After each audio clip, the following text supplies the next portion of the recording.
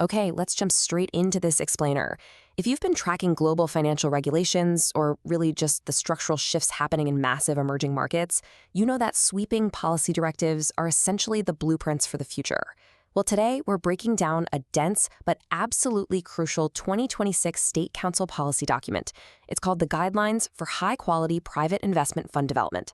And look, this isn't just some minor regulatory tweak. It's a massive, comprehensive overhaul completely reshaping China's private wealth and venture capital landscape, changing who gets to manage money, how closely they're watched, and where those funds are ultimately allowed to go.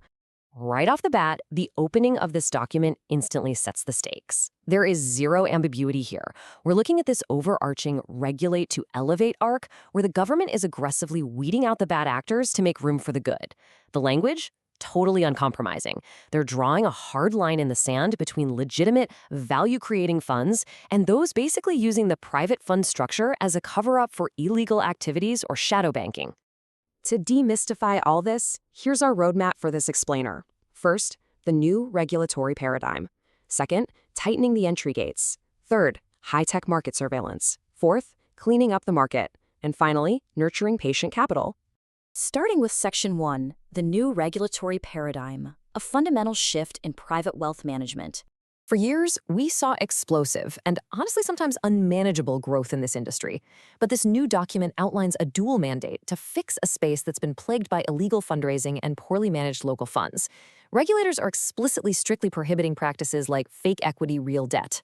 That's basically just disguised borrowing that massively increases financial risk. So the entire philosophy is shifting away from maximizing the sheer quantity of funds to strictly optimizing the market's overall quality. For anyone watching globally, this signals a major de-risking of one of the world's largest wealth markets.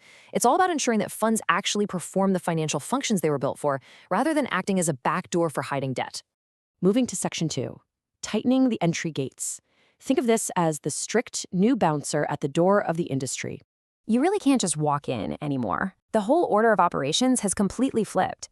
Institutions now have to pass a comprehensive assessment and consultation by financial and securities regulators way before they are even allowed to apply for basic business registration. You literally have to prove your legitimacy, your operating model, and your compliance capabilities to the authorities before you exist on paper as a business.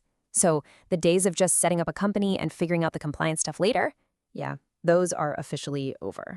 And you can no longer just slap a fancy title on your door to draw in investors. Without explicit formal approval from the securities regulatory agencies, you absolutely cannot use terms like private fund or venture capital in your company name or your business scope. If you don't pass that rigorous entry assessment, you lose access to the terminology.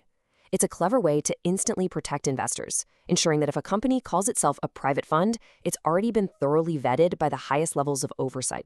Crucially, the state is also putting a tight leash on local authorities. There is an outright freeze on the creation of new county-level government funds unless they get explicit approval from higher-level provincial or state authorities. The government wants to put an end to the blind proliferation of local funds that often duplicate efforts, lack real oversight, or just deviate from their intended purpose. It's a massive centralization of approval power. All right, Section 3, high-tech market surveillance. We're talking about upgrading from analog oversight to a digital dragnet. The state knows that regulators can't physically be everywhere at once, right? So the policy mandates a robust whistleblower system. This is built to catch hidden corruption, illegal fundraising, and rule-breaking as early as possible. By setting up protected reporting channels and leveraging social supervision, the government is essentially crowdsourcing its regulatory enforcement. They're turning industry insiders and even the general public into the very first line of defense against financial malpractice. And to back up those whistleblowers, regulators are constructing a massive, tech-empowered, centralized risk monitoring platform. They are tearing down data silos. By cross-referencing business registration data, judicial litigation records, cross-border capital flows, and mandatory reports from fund managers, the government is utilizing what they call penetrating analysis, meaning they aren't just glancing at surface-level numbers anymore.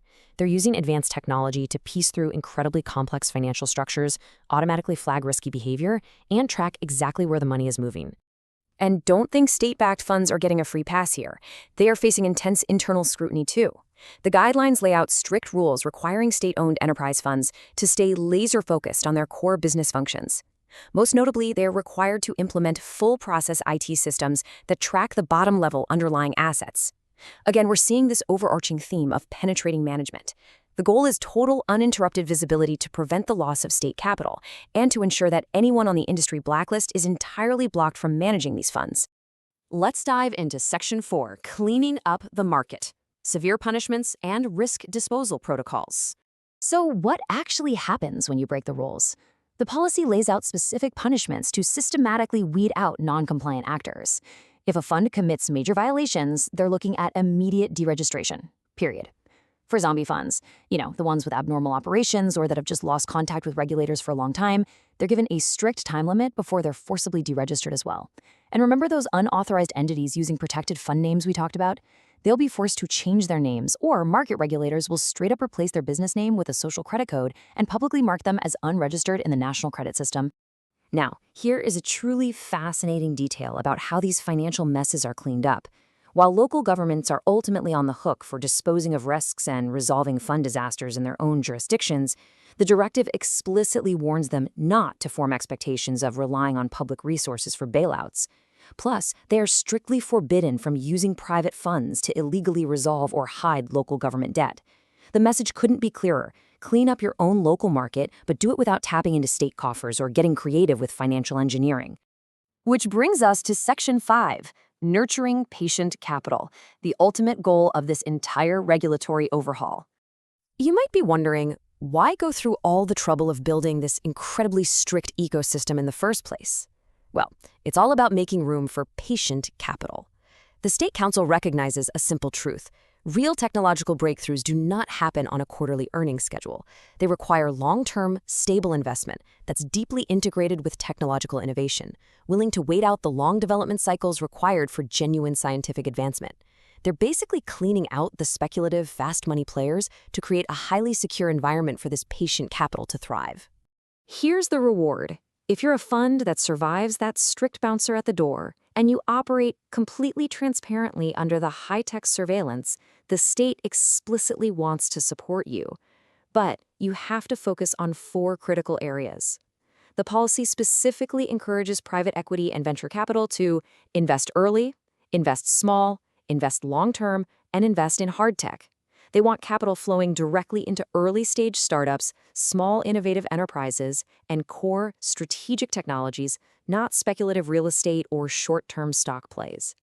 To make that happen, the document promises differentiated, highly favorable regulation for these specific types of innovation-focused funds. The government is committing to expand the sources of capital for legitimate private equity and venture capital, streamline their investment and exit channels, and ultimately build up leading, globally competitive venture capital institutions right there at home. It's like they're clearing out all the weeds just so the strongest, tech-focused trees have the space to grow unhindered. And that brings us to the core attention of this entire policy shift. As we've seen throughout this explainer, the blueprint for a highly controlled, high-quality financial ecosystem is now set in stone. The bad actors are being squeezed out, and the red carpet is being rolled out for long-term, tech-focused investment. But I want to leave you with this final thought. As the gates close on risky operations and oversight reaches unprecedented new levels, will this incredibly strict, zero-tolerance environment truly breed the dynamic, risk-taking innovation that the country ultimately seeks? It is a massive financial experiment, and you can bet the whole world will be watching the results.